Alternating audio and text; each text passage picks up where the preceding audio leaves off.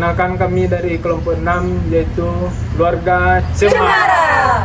Dan kami akan menampilkan yel kami. Salam budaya, Salam sejahtera, Om Swastiastu, Namo Buddhaya, salam kebajikan. Keluarga Cemara. Keluarga Cemara. Cemara.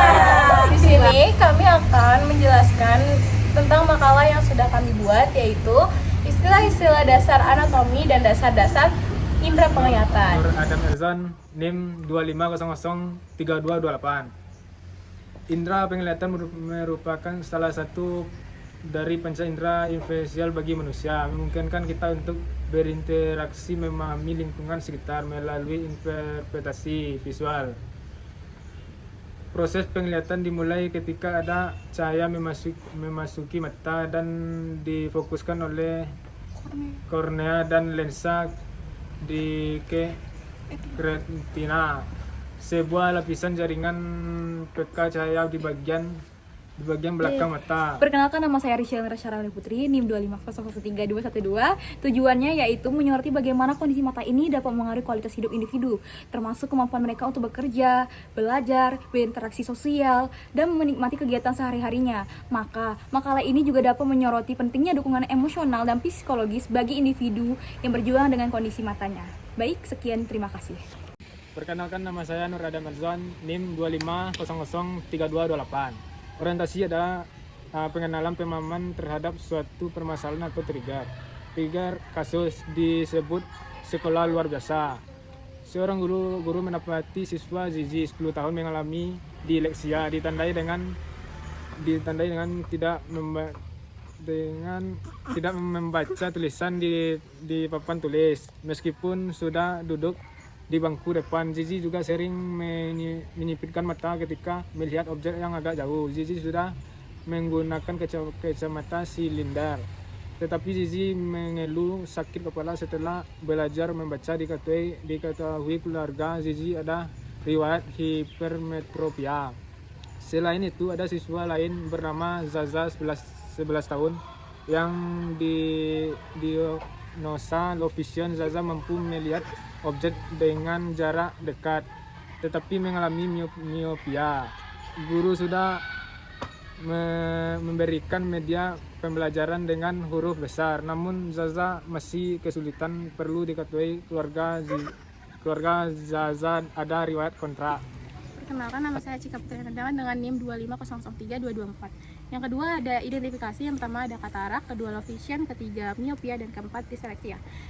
Selanjutnya ada klasifikasi. Yang pertama adalah katarak, adalah kekeruhan pada lensa mata yang mengaburkan pandangan. Yang kedua ada low vision, adalah gangguan penglihatan permanen yang tidak dapat diperbaiki dengan kacamata, lensa kontak, ataupun operasi, namun tetap ada sisa penglihatan. Yang ketiga ada miopia, adalah kelainan refleksi mata di mana objek jauh terlihat buram karena bola mata terlalu panjang atau karena terlalu melengkung. Yang keempat ada disleksia, adalah gangguan belajar spesifik yang mengaruhi kemampuan membaca, menulis, dan mengajar, bukan masalah pada mata. Perkenalkan, nama saya Hadijah Sapitri, NIM 250031188.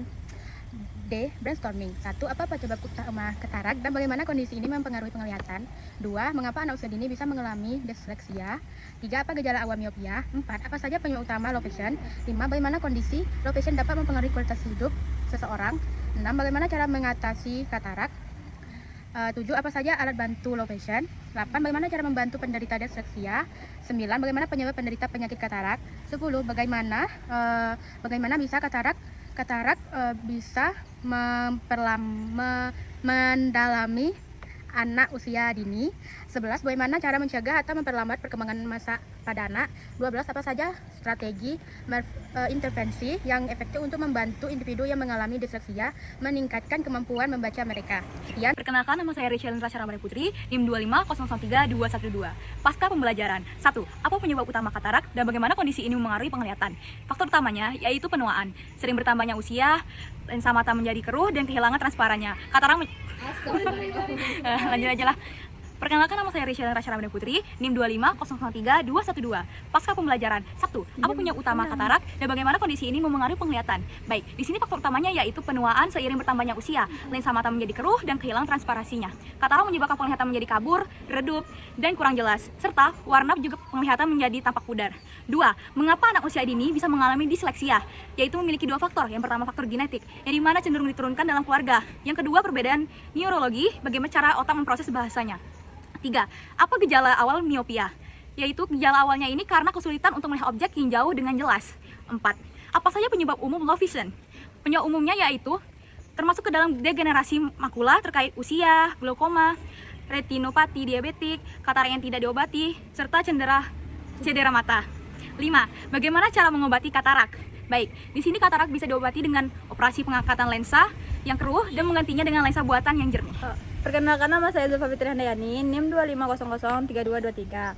Apa saja alat bantu low vision, yaitu kaca pembesar, teleskop, dan lampu khusus. 7. Bagaimana cara membantu disleksia, yaitu pelatihan fonetik dan pendekatan multisensori dan terapi wicara. Juga pengguna teknologi bantu seperti perangkat lunak membaca layar. Apa saja strategi atau intervensi dan Yang efektif. ulang ya. 8. Apa saja strategi atau intervensi yang efektif untuk membantu individu dengan disleksia meningkatkan kemampuan membaca mereka, yaitu strategi atau intervensi yang efektif termasuk pelatihan fonetik, pendekatan multisensori, terapi wicara, pengguna teknologi bantu. Bagaimana cara mencegah atau memperlambat perkembangan miopia pada anak-anak, yaitu mencegah atau memperlambat perkembangan miopia pada anak-anak termasuk mendorong mereka untuk menghabiskan lebih banyak waktu luang di ruangan, membatasi waktu layar, dan memastikan pencahayaan yang baik saat membaca atau belajar. Bagaimana bisa katarak bisa dialami oleh anak-anak berusia dini, yaitu keturunan, 2. Infeksi saat hamil, 3. Cedera mata, 4. Sistemik, 5. Efek obat-obatan. Perkenalkan, nama saya Miliam Staujanah, NIM 25003-226.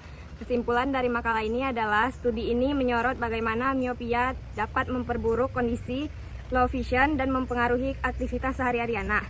Selain itu juga ada faktor yang mempengaruhi yakni jenis kelamin dan lingkungan.